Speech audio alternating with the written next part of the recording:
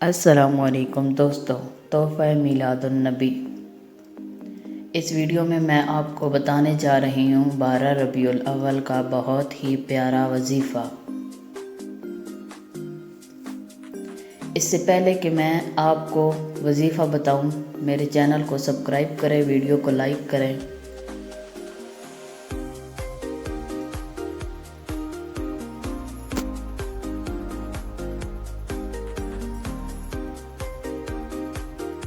Video کو آخر تک ضرور دیکھیں اور شیئر کریں۔ چلتے ہیں وظیفے کی طرف۔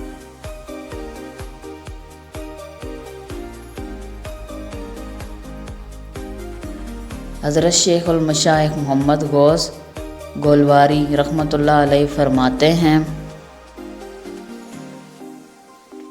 جو کوئی مندرجہ ذیل کلمات کو 11 مرتبہ اول آخر درود شریف 12 ربیع الاول کو پڑھے گا، تمام سال خوشحال رہے گا انشاءاللہ۔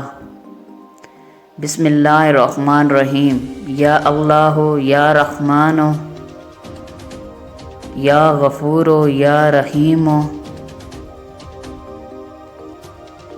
یا حنان یا منان